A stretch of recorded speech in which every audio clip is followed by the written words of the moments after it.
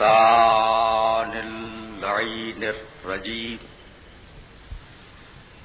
بسم اللہ الرحمن الرحیم الحمد للہ الملک الحق المبین المتصاغر لعظمتہ جبابرۃ الطاغین المتخاضع بکبریائہ عطاة المتمردین المعترف بربوبیتہ سائر الخلق اجمعین والصلاة والسلام والتحیۃ والاکرام علی اشرف النبیین وخاتم المرسلین سیدنا و مولانا ابی القاسم محمد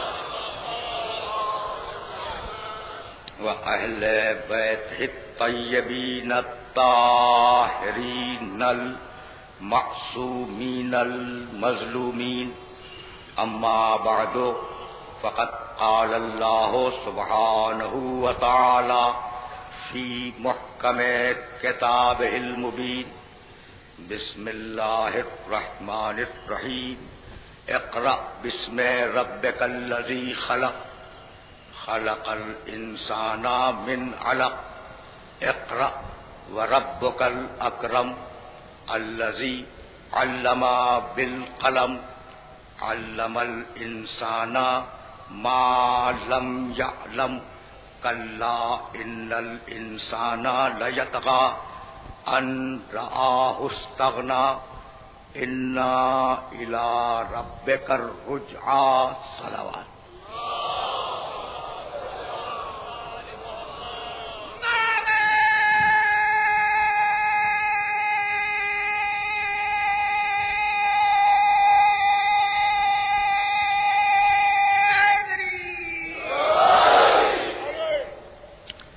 عزیزان محترم، عالمی معاشرہ اور قرآن حکیم کے عنوان سے ہمارا سلسلہ گفتگو چوتھے مرحلے میں داخل ہو رہا ہے. مسلسل میں نے ان آیات کی تلاوت کا شرف حاصل کیا اور اپنے محترم سننے والوں کی خدمت میں ان آیات کا ترجمہ بھی پیش کیا.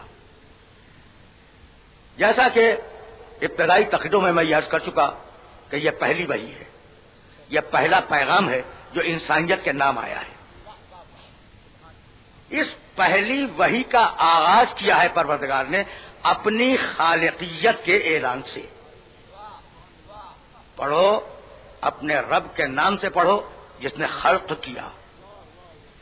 اور دو مرتبہ لفظ خلق آیا. پہلی آیت پڑھو اپنے رب کے نام سے جس نے خلق کیا.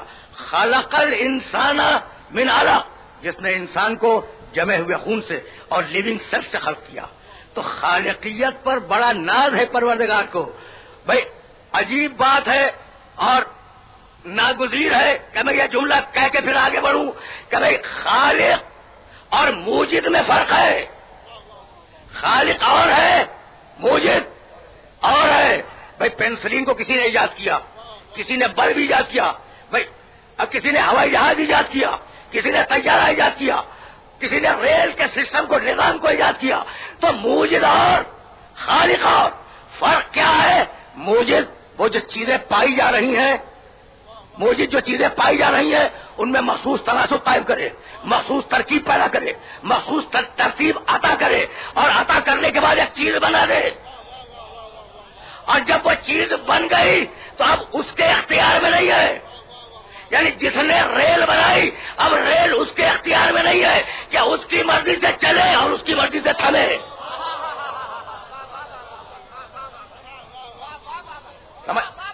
سمجھ رہے ہو نا؟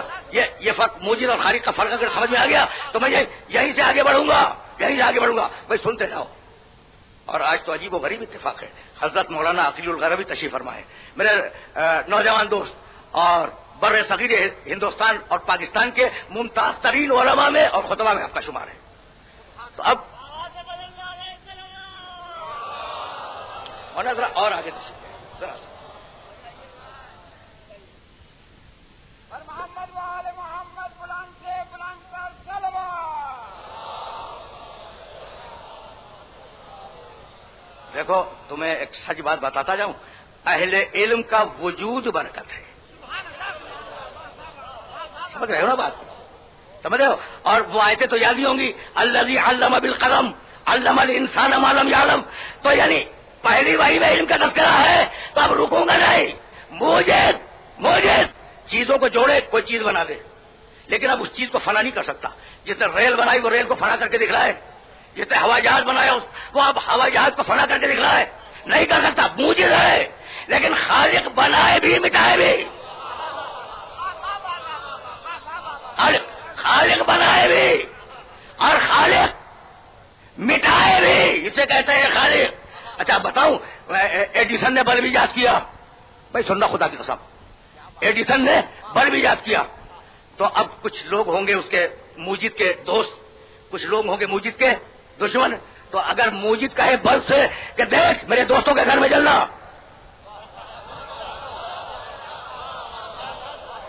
بلب نہیں سنے گا، نہیں سنے گا بلب. بھائی جس نے طیارہ ایجاد کیا، جس نے ہوائی جہاز ایجاد کیا، وہ ہوائی جہاز کو حکم دے کہ بس وہ بیٹھے اور انہیں لے جا جو میرے دوست ہو، خبردار میرے دشمنوں کا سوال نہ کرنا. جس نے کمپیوٹر ایجاد کیا، کمپیوٹر، وہ کہہ دے کہ میرے دوستوں کے ہاتھ پہ کام نہ کرنا. تو موجد بنا لے پھر بے اختیار ہو جائے، اور خالق وہ جو بنا کر کنٹرول اپنے ہاتھ میں رکھے. بھائی لکڑی تو لکڑی ہے، بنی اسرائیل کے ہاتھ میں ہے لکڑی ہے، موسیٰ کے ہاتھ میں ہے اڈا بن جائے. کیا چاہے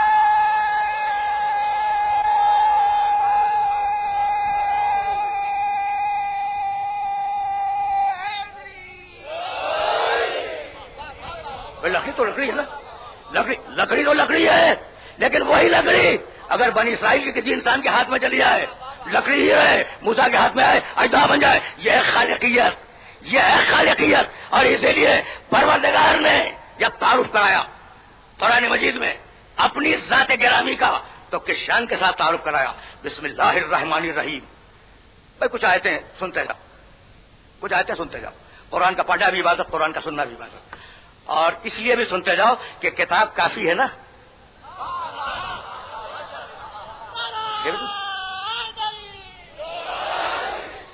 سنتے جاؤ بسم اللہ الرحمن الرحیم. دیکھو خالقیت کا تعارف. اور یہیں سے میں آگے بڑھ جاؤں گا. سبح اسم ربک الاعلی الذی خلق فسوی الذی قدر فہدی. سبح تسبیح کرو، اسم ربک الاعلی، اپنے رب اعلی کے نام کی تسبیح کرو. الذی خلق، یہ تو تمہیں خلق کیا ہے، خلق کیا ہے، خلقت پہ تذکرہ ہو رہا ہے. فسوی، نوک پلک سے درست بنایا ہے. یہ سورہ اعلی. اور وہ سورہ انفطار، یا ایھا الانسان ما غرک بربک الکریم الذی خلقک فسواک فعدلک فی ای صورت ما شاء رکبک. اے انسان، تجھے تیرے رب سے کس نے بھٹکا دیا، کس نے ہٹا دیا تیرے رب سے جو بڑا کریم ہے. الذی خلقک، یہ تیرا رب وہ ہے جس نے تجھے خلق کیا. کمال ہو گیا. روکے رہنا خدا کی قسم. پھر سننا، یا ایھا الانسان ما غرک بربک الکریم الذی خلقک فسواک فعدلک فی ای صورت ما شاء رکبک. اللہ نے تمہیں خلق کیا، نوک پلک سے ٹھیک ٹھیک بنایا. سواکا کا ترجمہ کر رہا ہوں. عدلک، تمہارے جسموں میں عناصر کا توازن قائم کیا. فی ای صورت ما شاء رکبک، اور اچھی تصویریں بنائی. بھائی کمال کی بات ہے، اچھی تصویریں بنائی. یہ جو بیٹھے ہوئے لوگ ہیں نا، یہ اللہ کی بنائی ہوئی تصویریں ہیں. بھائی رکے رہنا خدا کی قسم. اچھی تصویریں بنائی. فی ای صورت ما شاء رکبک، صورت تصویر. بھائی بھول گئے، هو اللہ الخالق الباری المصور لہ الاسماء الحسنی. اللہ ہے، خالق ہے، عدم سے وجود میں لانے والا ہے، مصور ہے، تصویر بناتا ہے. کمال ہو گیا نا. بھائی بہت توجہ رہے، بہت توجہ رہے. تصویر بناتا ہے، مصور ہے. بھائی سورہ مومن میں آواز دی صورکم تو احسن صورکم. اللہ نے تمہاری تصویریں بنائی، اللہ نے تمہاری تصویریں بنائی، اور جو بہترین تصویر ممکن تھی وہ بنائی. تو تم ہو اللہ کی تصویر. ایک ایک انسان اللہ کی، بھائی توجہ رہے، اللہ کی تصویر ہے. یہ سارے بیٹھے ہوئے لوگ اللہ کی تصویر ہے. اچھا تو مصور کو تو جانتے ہو نا؟ بھائی سنو، دو چار جملے سن لو، میں بہت تیزی کے ساتھ آگے بڑھ جاؤں گا. جانتے ہو نا مصور کو؟ مصور جگہ چاہیے بنانے کے لیے، کینوس چاہیے کہ تصویر اس پہ بنائے، روشنی ہو جب تو بنائے، اندھیرے میں کیا خاص بنائے گا. اور یہ مصور ایسا ہے جو جگہ میں بیٹھ کے نہیں بتے مادر میں بناتا ہے. کیا کمال کی بات ہے، کیا کمال کی بات ہے. میں سننا کہیں دور لے کے جاؤں گا. مصور کو جگہ چاہیے، مصور کو روشنی چاہیے، مصور کو کینوس چاہیے جس کے اوپر تصویر بنائے. اور وہ مصور ایسا ہے کہ جو جگہ میں نہیں بطن مادر میں تصویر بناتا ہے، کینوس میں نہیں قطرے آب پہ تصویر بناتا ہے، اجالے میں نہیں اندھیروں میں تصویر بناتا ہے. اور ایسی تصویر بناتا ہے کہ تمہارا مصور تصویر بنائے نہ بول سکے نہ سن سکے. اور اللہ کی بنائی ہوئی تصویریں بول بھی رہی ہے، سن بھی رہی ہے. توجہ ہے مصور.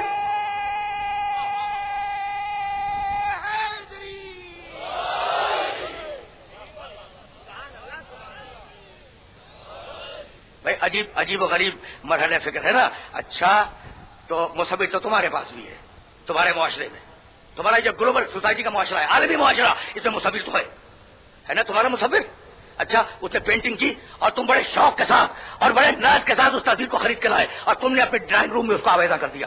لیکن دیکھو ایک بات کا خیال رکھنا، اس تصویر کو پانی سے بچانا ورنہ تصویر مٹ جائے گی،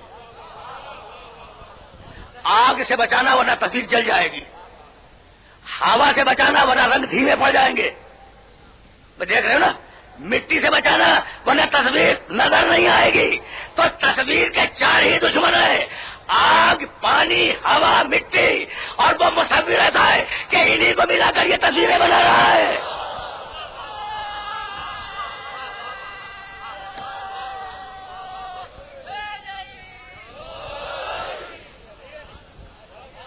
پہنچ رہی ہے بات، پہنچ رہی ہے بات.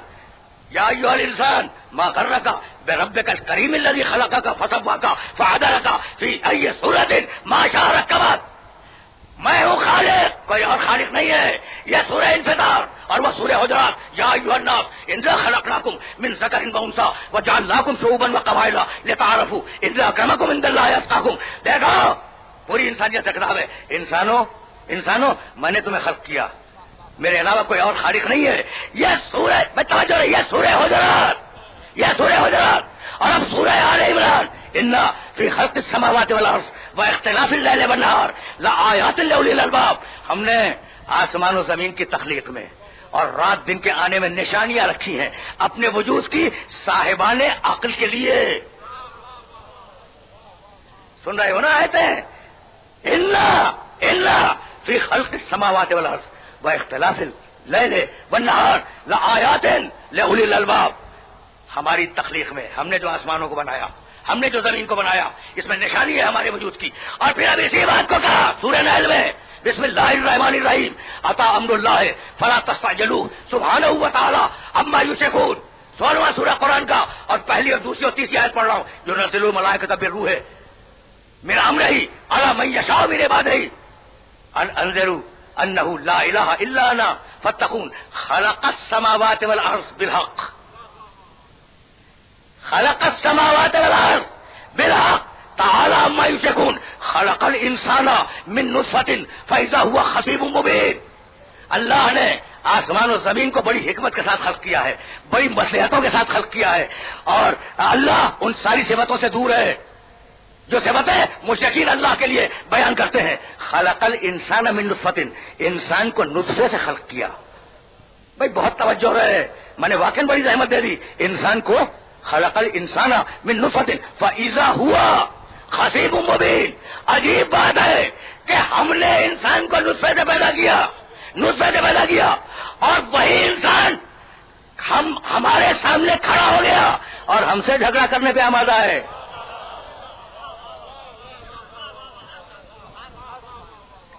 کیا ذلیل کیا ہے خدا کی قسم، کیا ذلیل کیا ہے قرآن مجید نے اس مقام پر انسانیت کو۔ خلق الانسان من نطفۃ، بھائی کس آب نجس سے خلق ہوئے ہو، کس آب نجس سے خلق ہوئے ہو، کس نجس پانی سے خلق ہوئے ہو، بھائی جبھی تو غسل ولادت ہوتا ہے۔ یعنی عجیب بات ہے، تمہاری پوری زندگی دو نجاستوں کے درمیان گزر رہی ہے، آئے غسل ولادت، گئے غسل میت۔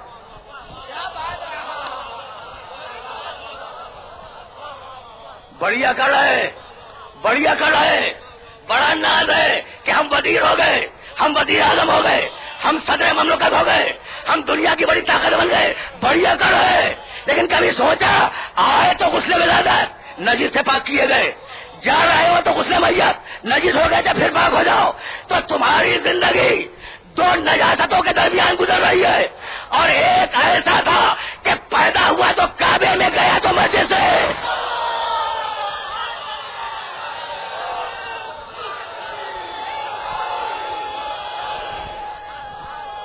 کمال کی بات ہے۔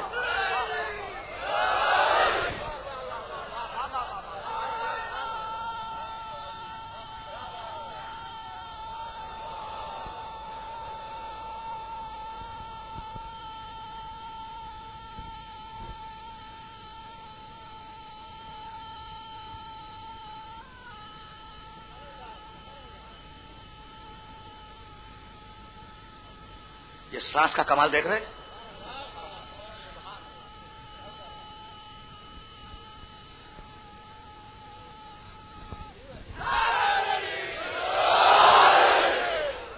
اچھا بھائی، اچھا ہی ہوا کہ اس سانس نے مجھے سانس لینے کی مہلت دے دی۔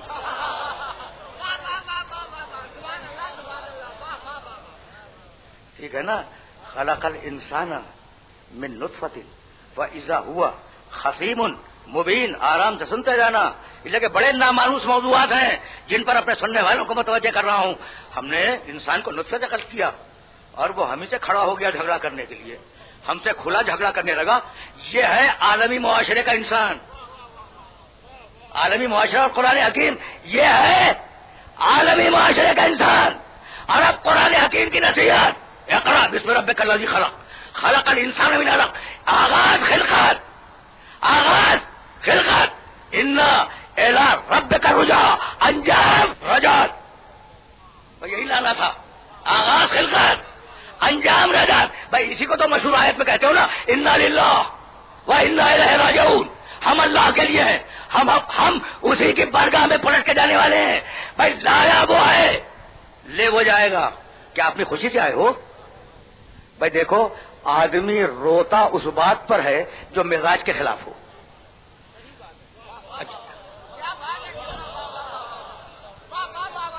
اچھا بھائی میرے دوستوں میرے عزیزوں، کیا یہ جو بات میں کہنے جا رہا ہوں اس میں بھی کوئی مسلک کا فرق ہے؟ بھائی کسی مسلک کا فرق نہیں ہے نا بھائی، یہ تو مشاہدے کی بنیاد پہ کہہ رہا ہوں میں کہ آدمی روتا اس بات پر ہے، آدمی روتا اس بات پر ہے جو مزاج کے خلاف ہو۔ بھائی اگر آنا تمہارے مزاج کے خلاف نہ ہوتا تو تم دنیا میں ہوتے ہوئے نہ آتے۔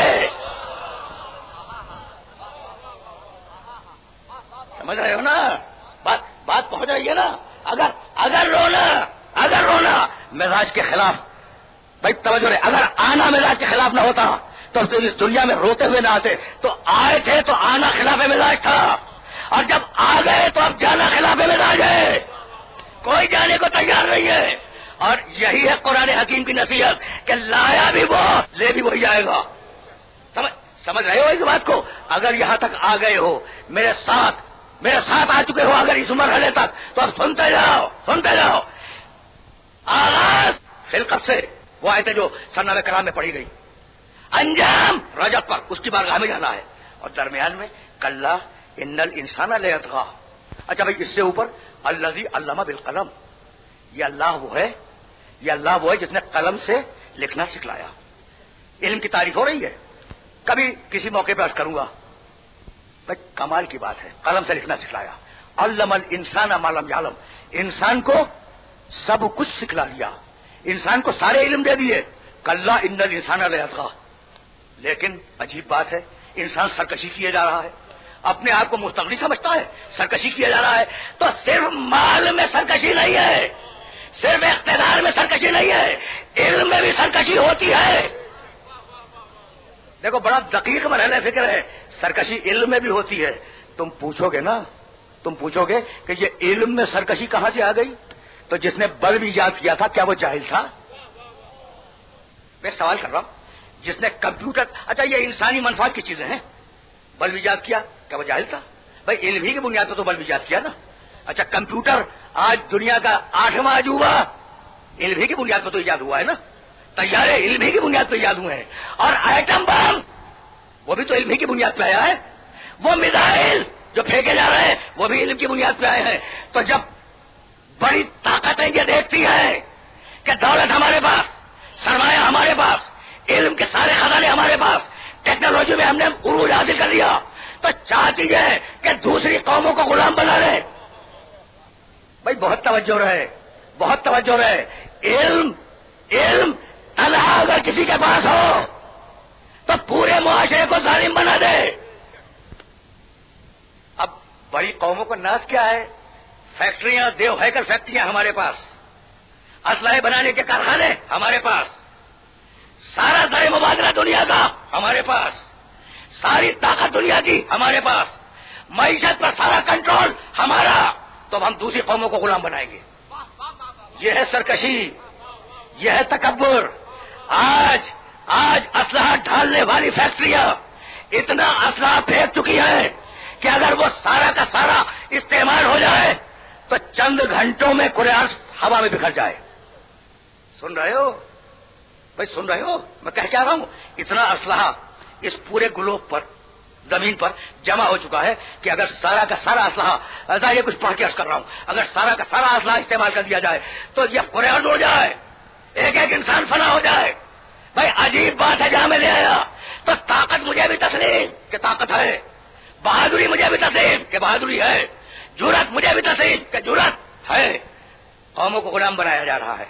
اچھا بھائی کبھی تم نے سنا کہ فلاں ڈاکو بہت بڑا بہادر تھا، اس نے اتنا مال لوٹ لیا، گھر والوں کے سامنے مال کو لوٹ کے لے گیا، 2-4 کو اس نے لٹا بھی دیا، کبھی تم نے تعریف سنی؟ بھائی بہادر تو ہے، بہادر ہے، مال لوٹ لے گیا، 2-4 کو قتل بھی کر گیا، بہادر تو ہے، تو کبھی تم نے بہادری کی تعریف سنی؟ ڈاکو کی بہادری کی؟ تو بات کل اتنی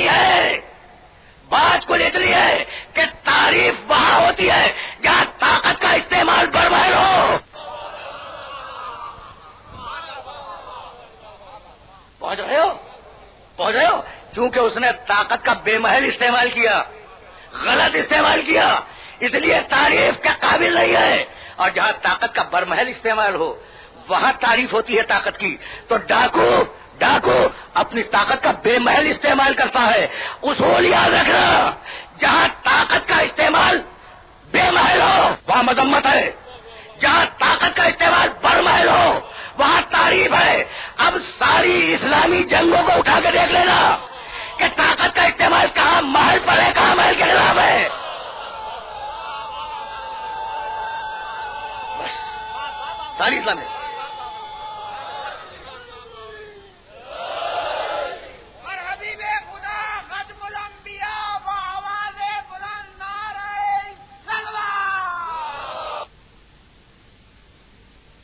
یہ نا بات، دیکھو جناب مولانا عقیل الغربی صاحب قبلہ، مجھے یہ 26واں سال اس منبر پر، اور میں یہ بہت زیادہ پڑھے لکھے شہریوں سے خطاب کرتا ہوں، ٹھیک ہے نا؟ اور میں نے اب اپنی یہ عادت بنائی ہے کہ ان نامانوس موضوعات پہ گفتگو کی جائے جن سے عام طور سے ممبر اور اہل ممبر مانوس نہیں ہے، اس لیے کہ قرآن حکیم دنیا کا کوئی ایسا موضوع نہیں ہے جو اپنے دامن میں سمیٹ کے نہ رکھتا ہو۔ اس لیے ہو سکتا ہے کہ آپ سوچ رہے ہو کہ بھئی کس قسم کی گفتگو ہو رہی ہے، لیکن اب میں کیا کروں، یہ تو میری مجبوری ہے کہ طاقت کا بے محل استعمال ہو قابل مذمت ہے، طاقت کا برمحل استعمال ہو قابل تعریف ہے۔ اب طاقت کے سرکش گھوڑے کے منہ میں لگام کون ڈالے؟ بھائی مسئلہ تو سارا یہ ہے کہ طاقت کے سارے گھوڑے سرکش ہیں، ان کے منہ میں لگام کون ڈالے؟ اب قرآن نے آواز دی، اگر طاقت کو لگام دینی ہو سورہ حشر وما آتاکم الرسول فخذوہ وما نہاکم عنہ فانتہوا، جو رسول دے دے اسے لے لو، جسے روک دے اسے رک جاؤ۔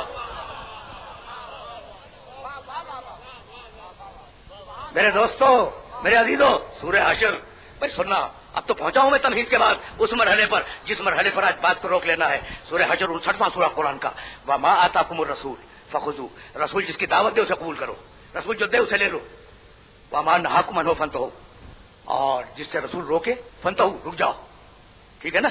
یہ ہے سورہ حشر، اور بڑی مانوس آگے پڑھوں گا 2-3، اور یہی سے میں آگے بڑھ جاؤں گا۔ میرے نبی کو سمجھ لو، سارا مسئلہ حل ہو جائے گا۔ رسول جس چیز کی دعوت دے کرو، جس سے روکے رک جاؤ۔ بھائی توجہ، رسول جو دے وہ لے لو۔ میں نے کہا رسول جو دے، میرے محترم سامع نے کہا لے لو، یہی ہے نا آیت، یہی ہے نا، وما آتاکم الرسول فخذوہ، جو رسول دے وہ لے لو۔ یہ تو نہیں کہا کہ جو رسول مانگے وہ مت دینا۔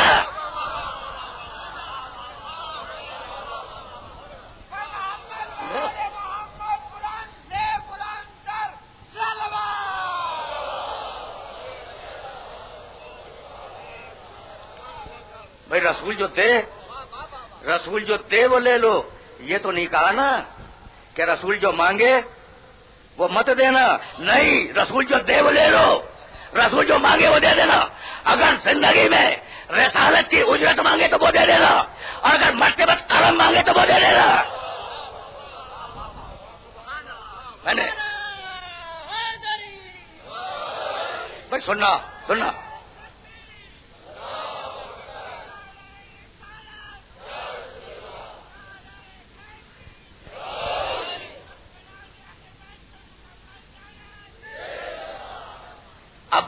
اب میں اپنے سننے والوں کی خدمت میں کچھ مانوس آیتیں ہدیہ کروں گا۔ سورہ حشر، وما آتاکم الرسول فخذوہ وما نہاکم عنہ فانتہوا، رسول جو دے دے وہ لے لو، رسول جسے روکے اسے رک جاؤ۔ سورہ حشر اور سورہ احزاب، یا ایھا النبی انا ارسلناک شاہدا ومبشرا ونذیرا وداعیا الی اللہ باذنہ، حبیب تو دعوت دے، پکار، بولا اپنی طرف، یہی ہے نا، داعیا الی اللہ، اللہ کی طرف دعوت دینے والا۔ یہ سورہ احزاب، اور اب وہ سورہ نحل 16واں سورہ قرآن کا، ادعو الی سبیل ربک بالحکمت والموعظۃ الحسنہ وجادلہم باللتی ہی احسن ان ربک هو اعلم بمن ضل عن سبیلہ وهو اعلم بالمہتدین۔ حبیب لوگوں کو دعوت دے، لوگوں کو پکار، لوگوں کو بلا اللہ کے راستے کی طرف۔ تو میرے محمد کا کام لوگوں کو اللہ کے راستے کی طرف بلانا۔ لوگ جتنے آتے جائیں اور جتنے اسلام سے قریب ہوتے جائیں اتنے ہی صاحب فضیلت۔ اب رک جاؤ، میں نے یہ ساری زحمت اس مرحلے کے لیے دی تھی۔ حبیب تو دعوت دے لوگوں کو اسلام کی طرف۔ اب جو جتنا زیادہ اسلام سے قریب ہوگا اتنا ہی افضل ہوگا نا، اور جو جتنا زیادہ اسلام سے دور ہوگا اتنا ہی کمتر ہوگا۔ بھائی بہت توجہ رہے، لیکن اسی مرحلے کے لیے میں نے زحمت دی ہے۔ صحابہ کرام، اولیاء اعظام، بڑے بڑے فقہا، بڑے بڑے بزرگ، پوری ملت کے سارے بڑے عرفاء، پہنچے ہوئے لوگ، ان سب کے لیے ایک معیار بتلا رہا ہوں، کسی ایک انسان کے لیے مخصوص نہیں ہے، کہ جو جتنا زیادہ اسلام سے قریب ہے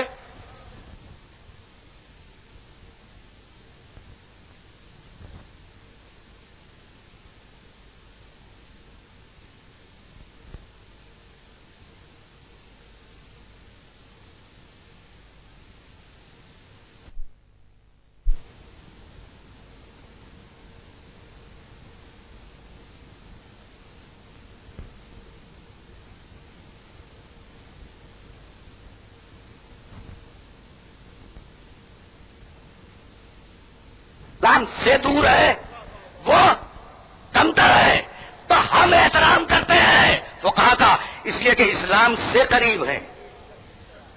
بھائی بہت توجہ ہے، ایسا نازک مرحلہ فکر ہے کہ میں الفاظ تلاش کر رہا ہوں اس نازک مرحلہ فکر سے آگے جانے کے لیے۔ بھائی صحابہ کرام رضوان اللہ تعالی علیہم اجمعین ہمارے لیے باعث شرف اور باعث فضیلت کیوں ہے؟ اسلام سے قریب ہیں، اسلام سے قریب ہیں۔ فقہا ہمارے لیے باعث عزت کیوں ہیں؟ بڑے بڑے فقیر اسلام سے قریب ہیں۔ بھائی توجہ رہے، توجہ رہے، یہ اولیاء اللہ یہ ہمارے لیے باعث عزت کیوں ہیں؟ اسلام سے قریب ہیں۔ تو ان سب کی شناخت اسلام سے، فقہا پہچانے گئے اسلام سے، بھائی توجہ ہے، فقہا پہچانے گئے اسلام سے، اولیاء پہچانے گئے اسلام سے، صحابہ کرام پہچانے گئے اسلام سے، لیکن اسلام پہچانا جائے کس سے؟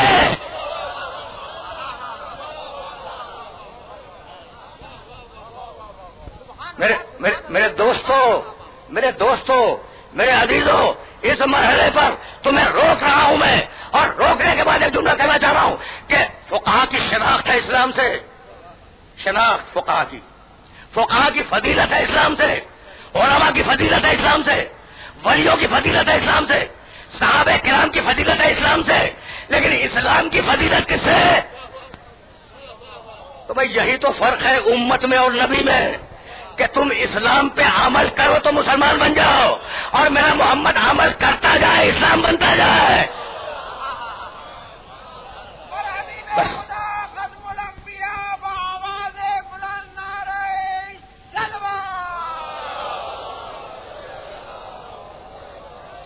بس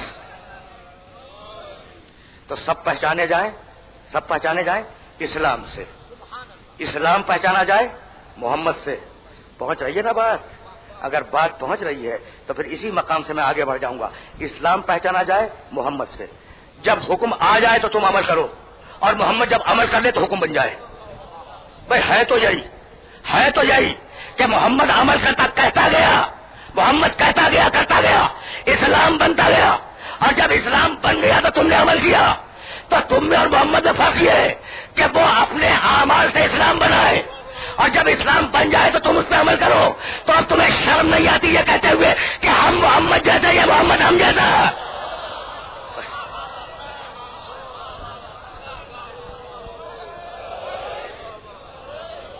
بس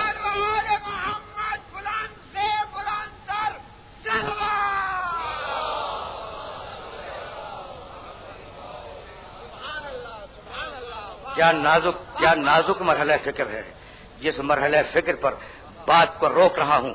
رسول ہے بلانے والا، میں نے سورہ نحل کی آیت بھی ہدیہ کی اور سورہ احزاب کی آیت بھی ہدیہ کی۔ داعی ہے، داعین اللہ باذنہ، نحل میں حکم ہے ادعو، دعوت دو، اور سورہ انفال 8واں سورہ قرآن مجید کا اور اس کی 24ویں آیت، یا ایھا الذین آمنوا استجیبوا للہ وللرسول اذا دعاکم لما یحییکم۔ پوری آیت کا ترجمہ نہیں کروں گا۔ رسول جب بلائے تو فوراً لبیک کہو جب تو مومن ہو، ورنہ مومن نہیں ہو۔ تو رسول کی ہر پکار پہ جانا لازم ہے، رسول کی ہر دعوت پر لبیک کہنا لازم ہے، چاہے وہ نماز کے لیے بلائے، چاہے وہ اذان کے لیے بلائے، چاہے وہ حج کے لیے بلائے، چاہے وہ روزے کے لیے بلائے۔ دیکھ رہے ہو نا، رسول کی دعوت ہے، اور اس دعوت پر رکنا واجب اور آ جانا واجب۔ اگر کہے نماز پڑھو، نماز پڑھنا واجب، اگر کہے روزہ رکھو، روزہ رکھنا واجب، اگر کہے حج کرو، حج کرنا واجب، اگر کہے زکات دو، زکات دینا واجب، اگر کہے خمس دو، خمس دینا واجب، اگر کہے پردہ کرو، پردہ کرنا واجب ہے۔ ہر پکار پر لبیک کہنی ہے نا، رسول کی ہر پکار پر لبیک کہنی ہے۔ بھائی یہی تو فرق ہے میرے نبی میں، بھائی توجہ ہے۔ اور دوسرے انبیاء میں سورہ نوح 71واں سورہ قرآن کا، انی دعوت قومی لیلا و نہارا فلم یزدہم دعائی الا فرارا۔ نوح نے شکایت کی بارگاہ الہی میں کہ پروردگار میں اپنی قوم کو دن میں بھی بلاتا رہا، رات میں بھی بلاتا رہا، لیکن عجیب بات ہے پروردگار کہ میری قوم بلانے پر اور فرار کرتی رہی۔ تو نوح کو پتھر کھانے کا رنج نہیں ہے، نوح کو ڈھیرے کھانے کا رنج نہیں ہے، نوح کو زخمی ہونے کا رنج نہیں ہے، نوح کو رنج ہے تو اس بات کا کہ میں بلاؤں امت فرار کر جائے۔ ٹھہر جاؤ اس مرحلے پر۔ قرآن مجید نے 2 مقامات پر بڑی فیصلہ کن بات کہی۔ سورہ نور میں کہا اذا کانوا معہ علی امر جامع لم یذهبوا حتی یستأذنوا۔ دیکھو رسول اگر کسی اجتماعی کام میں ہو تو اسے چھوڑ کے نہ جانا. خبردار. اجتماعی کام سمجھتے ہو؟ اجتماعی کام سمجھتے ہو؟ مثلا جہاد. اذا كانوا معه على امر جامع لم يذهبوا حتى يستأذنوا. رسول گروہ کے ساتھ کسی مقام پر کوئی اجتماعی کام کر رہا ہو تو اذن لیے بغیر اسے چھوڑ کے نہ جانا. یہ ہے سورہ نور اور وہ ہے سورہ جمعہ. اذا رأوا تجارة أو لهوا انفضوا إليها وتركوك قائما. مذمت کی ہے. اگر رسول نماز پڑھا رہا ہو تو خبردار تجارت کی طرف نہ جانا. یعنی بتلا دیا کہ اگر رسول میدان میں ہو تو میدان چھوڑ کے نہ جانا اور اگر رسول نماز میں ہو تو نماز توڑ کے نہ جانا.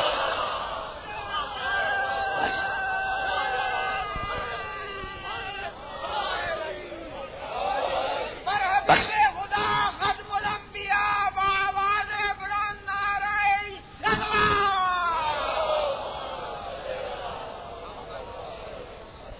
بس بھائی بہت توجہ رہے. اس جگہ اب تو میرے پاس میرے وقت میں گنجائش بھی نہیں ہے اور کہنا کچھ تھا کہا میں نے کچھ اور. لیکن جب آ گیا ہو اس مرحلے یہ بھی ہوتا ہے کبھی کبھی تقاضائے وقت بلوا لیتا ہے. ٹھیک ہے نا. کبھی ایسا ہوتا ہے کہ تقاضائے وقت بلوا لیتا ہے. تو کیا کہا دیکھو رسول جب جماعت میں ہو تو خبردار جماعت توڑ کے نہ جانا.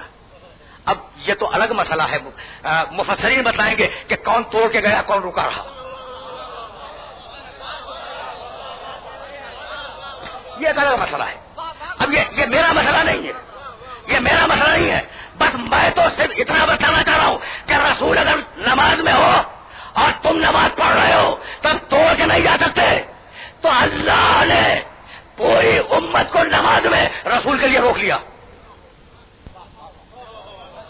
اللہ نے پوری امت کو بھائی تم آزاد ہو اپنے گھر میں جا کے پڑھ لو لیکن جب رسول کے ساتھ نماز میں آ گئے تو توڑ کے نہیں جا سکتے. تو اللہ نے پوری امت کو نماز میں رسول کے لیے روکا ہوا ہے نا. چھوڑ کے نہیں آ سکتے. اور عجیب بات ہے کہ رسول نماز پڑھا رہا ہے اور امت نماز پڑھ رہی ہے اس لیے کہ اللہ نے روکا ہوا ہے. اور رسول سجدے کے عالم میں کہہ رہا ہے سبحان ربی الاعلی و بحمدہ سبحان ربی الاعلی و بحمدہ. اتنے میں حسین آگے بیٹھ گیا. تو اللہ نے امت کو روکا رسول کے لیے, رسول نے نماز کو روکا حسین کے لیے.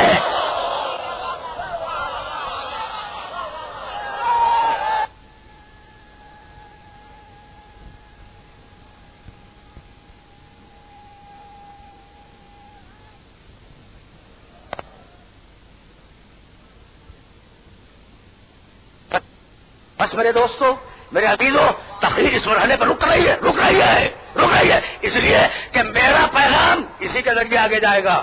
اب وہ پیغام نماز ہو, پیغام روزہ ہو, پیغام حج ہو, بار اسی رہی ہے جو کچھ پہ بیٹھا ہوا ہے. سمجھ رہے ہو نا بات کو؟ تو اب یہ جو دعوت دی جا رہی ہے ابھی میں مجلس انشاءاللہ اذان مغرب سے پہلے ختم کروں گا. ظاہر ہے کل بھی میں نے کوشش کی اور مختلف مسالک کے محترم سننے والے ان کی یہ خواہش تھی کہ انہیں اتنا وقت دیا جائے کہ وہ اپنی اپنی مسجدوں تک پہنچ سکے. تو ظاہر ہے کہ اذان سے پہلے ہی یہ مسجد ختم ہوگی. یہ اذان جو ہے یہ کیا مؤذن کی دعوت ہے؟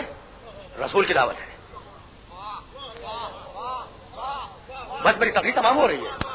ادعو الی سبیل ربک کا یہ مؤذن کی دعوت نہیں ہے, یہ رسول کی دعوت ہے. رسول بلا رہا ہے. اب سمجھ میں آئی نماز کی اہمیت؟ کچھ سمجھ رہے ہو بات کو؟ رسول بلا رہا ہے, مؤذن تو رسول کے قول کو نقل کر رہا ہے. اچھا اب یہ الگ مسئلہ ہے, بھائی توجہ ہے, الگ مسئلہ ہے کہ یارہ نے طریقت نے لکھ دیا کہ رسول نے مشورے سے اذان مرتب کی تھی. کمال ہو گیا, مشورے سے اذان مرتب ہے. اور میں نے کبھی کہا تھا کہ صحیح کتابوں میں بھی ہے, اور میں نے یہ جملہ بھی کہا تھا اور اپنے اس جملے کو اپنی ہی تقریر سے مستعار لے رہا ہوں. صحیح کتابوں میں بھی ہے کہ رسول نے مشورہ کیا تھا بہت سے لوگوں سے اور اس کے بعد اذان مرتب فرمائی. ٹھیک ہے نا؟ تو میں نے کہا تھا کہ بھائی اگر کتابیں صحیح ہوں تو یہ بالکل ضروری نہیں ہے کہ اس کے لکھنے والے بھی صحیح ہوں. کوئی ضروری تو نہیں ہے نا, کوئی ضروری نہیں. یعنی عجیب کمال ہو گیا. پروردگار تو کہے علمکا ما لم تکن تعلم، ہمیں تجھے وہ سب کچھ بتلا دیا جو تو نہیں جانتا تھا. تو اللہ کہہ رہا ہے سب بتلا دیا. ان کا خیال یہ کہ اذان نہیں بتلائی. عجیب لوگ ہیں.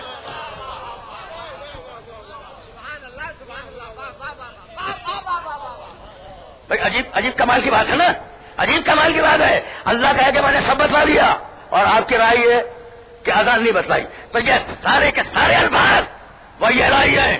پوری ذمہ داری سے عرض کر رہا ہوں. اور یہ دعوت رسول کی دعوت ہے، اور اس دعوت میں بھی کمال ہو گیا. بھائی یہ اذان ہے کیا، یہ فصول کیا ہے؟ اب اگر میں نے تفصیلات میں جانا چاہا تو یقین کیجیے گا وقت نہیں ہے میرے پاس. کل 10 دقیقے ہیں اور ان 10 دقیقوں میں فضائل اور مسائل دونوں کو مکمل ہو جانا ہے. اب میرے پاس بالکل وقت نہیں رہا. اللہ کی کبریائی کا اعلان، ٹھیک، 4 مرتبہ اللہ اکبر. پھر اللہ کی توحید کا اعلان، اشہد ان لا الہ الا اللہ. پھر محمد رسول اللہ کی رسالت کا اعلان، ہو گئی بات. پھر ولایت کا اعلان ہو گیا. کبریائی توحید رسالت ولایت ہو گئی نا بات. اور اب دعوت، عقیدہ دہرانے کے بعد اب دعوت دی.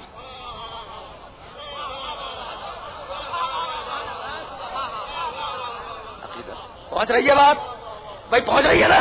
عقیدہ پہلے عقیدہ دہرایا نا عقیدہ موزن نے.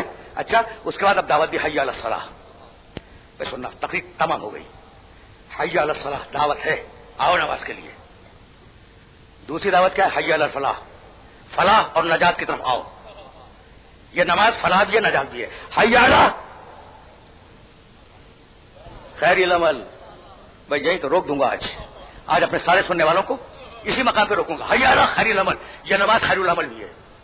ٹھیک، خیر العمل کے معنی جانتے ہو؟ ابھی رات کو مسجد خیر العمل میں تقریر کروں گا، لیکن مسلسل میرا وہاں اچھا چل رہا ہے نا. تو خیر العمل کے معنی دنیا کا سب سے بہترین عمل، اسے کہتے ہیں خیر العمل. سمجھ گئے؟ خیر العمل کے معنی پھر دوبارہ نہ پوچھنا. حی علی خیر العمل، جو دنیا کا بہترین عمل ہے اس کی طرف آؤ. ٹھیک ہے. اچھا اب بتاؤ حی علی خیر العمل بات پھر کیا ہے؟ کوئی تو بولے. اللہ اکبر، پھر کبریائی کا اعلان، اور آخر میں کیا ہے؟ لا الہ الا اللہ، پھر توحید کا اعلان. تو بیچ میں ہے عمل، نماز، آگے بھی عقیدہ پیچھے بھی عقیدہ. تو بتلا دیا کہ جب تک عقیدہ صحیح نہ ہو عمل قبول نہیں ہوگا.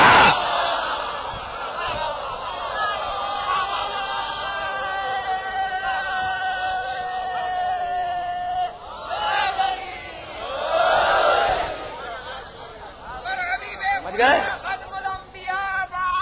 بس کمال ہے.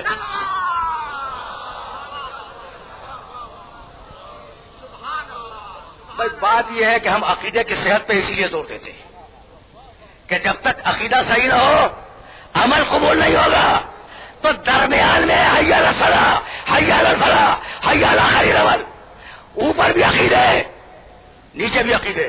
عقیدہ صحیح ہوگا تو عمل قبول ہوگا، عقیدہ صحیح نہیں ہوگا تو عمل منہ پہ مار دیا جائے گا. تو خیر عمل کے معنی معلوم ہے بھائی، خیر عمل کے معنی معلوم ہے دنیا کا بہترین عمل.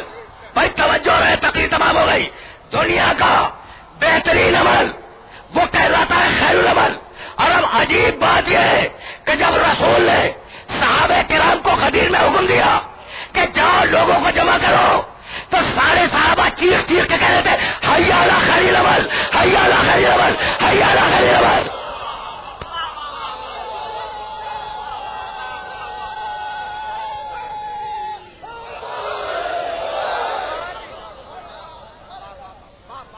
بھائی علی کی بات باتیں ہو گئی نا. بھائی اب میں کیا کروں؟ رک جاؤ یہاں پہ رک جاؤ. علی کی مولائیت اشہد ان ولی ولی اللہ، یہ تو عقیدے میں ہے نا. تو علی کی مولائیت کا جو اعلان ہوگا وہ عقیدے کا اعلان ہوگا، عمل کا تو نہیں ہے نا.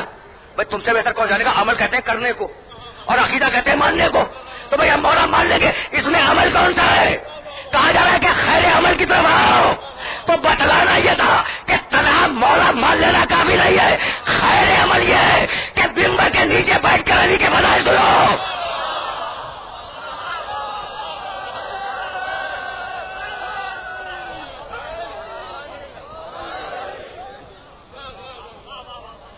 یہ خیر عمل، فنہ خیر عمل ہے. تقریر تمام ہو گئی. اب اس سے زیادہ اپنے محترم سننے والوں کو زحمت سماعت نہیں دوں گا. اب تو دقیقے بالکل 4:30 جب 5.5 دقیقے باقی رہ گئے ہیں اور اب انہی میں بات کو مکمل کر دینا ہے. میں کیا عرض کروں؟ جس کا میں مولا اس کا علی مولا ہزاروں مرتبہ سنا ہوا ہے. جس کا میں مولا اس کا علی مولا. اب یہ مولانا عقیل وغیرہ بھی میرے دوست بھی ہیں، قدیم کی شناسائی ہے. اب ہدیہ کر رہا ہوں یہ جملہ مولانا کو، چونکہ اب بیچ میں منطق اور فلسفے کی اصطلاح آ گئی. جس کا میں مولا اس کا یہ علی مولا. یہ دونوں مولایتیں لازم و ملزوم ہیں. اب یہ کہا نا میں نے لازم و ملزوم ہے. اب اسے اگر میں فلسفے کی اصطلاح میں سمجھانے بیٹھ جاؤں تو یہ 4 دقیقے کیا 40 منٹ بنا کافی ہے. تو اب آسان کر دوں. جب سورج ہوگا دھوپ ہوگی، جب سورج نہیں ہوگا دھوپ نہیں ہوگی.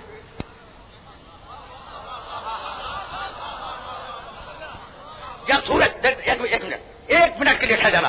جب سورج ہوگا دھوپ ہوگی، جب سورج نہیں ہوگا دھوپ نہیں ہوگی. اب اسی جملے کو لٹ دو. جب دھوپ ہوگی سورج ہوگا، جب دھوپ نہیں ہوگی سورج نہیں ہوگا. اسے کہتے ہیں لازم و ملزوم. جس کا رسول مولا اس کا علی مولا، اور جس کا علی مولا اس کا رسول مولا. اب جو علی کو مولا نہ مانے وہ رسالت محمد کا منکر ہے.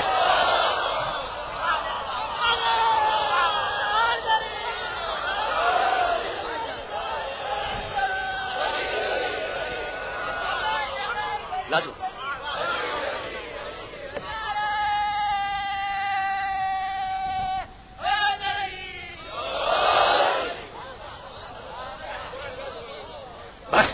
بس میرے دوستو، میرے عزیزو، تقریر اس مرحلے پر اختتام پذیر ہو گئی اور 3 یا 4 دقیقے لوں گا اور اس میں بات کو مکمل کر دوں گا. میرا نبی کیسا دعوت دینے والا. ٹھیک ہے خاندان کا ابو لہب مسلمان لو، لیکن جب دنیا سے گیا ہے تو 1,25,000 سے زیادہ مسلمان چھوڑ کے گیا. کمال کیا ہے. عیسائیوں میں چاہے. اب ایک بات درمیان میں رہ گئی اور اگر مجھے جناب اشرف عباس نے یاد دلا دیا تو پھر کل عرض کروں گا. میرے ایک محترم سننے والے نے، جس سننے والے کا تعلق میرے مسلک سے نہیں ہے، میری پچھلی کسی تقریر پر کوئی سوال کیا اور میں چاہ رہا تھا کہ اسے اس مرحلے پہ کوٹ کروں، لیکن اب دامن وقت میں گنجائش بالکل نہیں رہی، ورنہ میں اسے عرض کرتا. اور تم یاد دلا دینا اگر میں بھول جاؤں تو.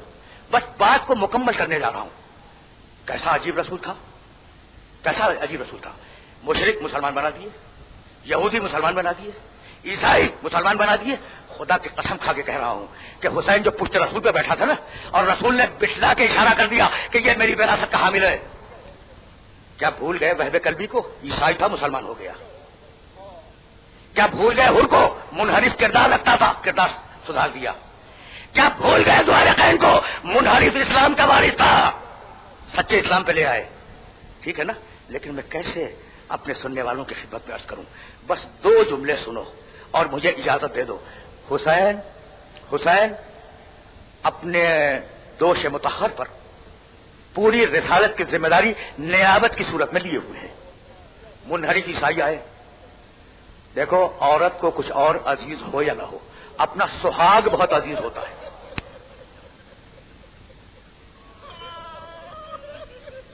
اب دیکھو میں کیا کروں. اب میرے پاس تو کل 3 دقیقے ہیں مسائل کے، 3 دقیقے، اور انہی میں بات کو مکمل کرنا ہے. وہ وہب قلبی کی زوجہ کبھی پھر رہی. اور اب زہیر کی زوجہ کا ذکر سنو گے. بس 2 جملوں میں سنو اور مجھے اجازت دے دو. آج میں تفصیلی مسائل بھی نہیں پڑھوں گا. زہیر قین صاحب حیثیت تھے، شہید ہو گئے نا حسین کے ساتھ.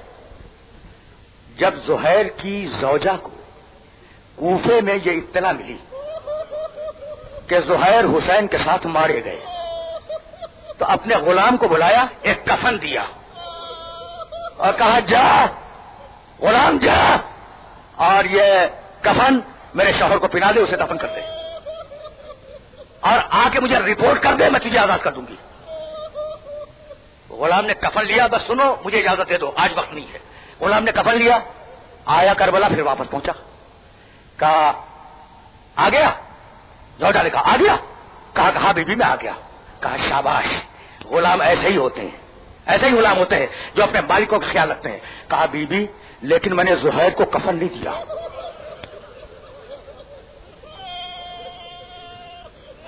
کہا تو کیسا نافرمان غلام ہے کہ تو بغیر کفن دیے ہوئے آ گیا. تو ایک بار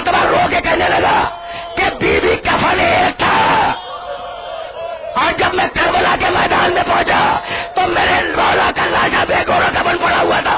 مجھے شرم آئی کہ غلام کو تو کفنا دوں اور مولا کے لاشے کو کفن نہ ملے. وَسَيَعْلَمُ الَّذِينَ ظَلَمُوا أَيَّ مُنقَلَبٍ يَنقَلِبُونَ رَبَّنَا تَقَبَّلْ مِنَّا إِنَّكَ أَنْتَ السَّمِيعُ الْعَلِيمُ.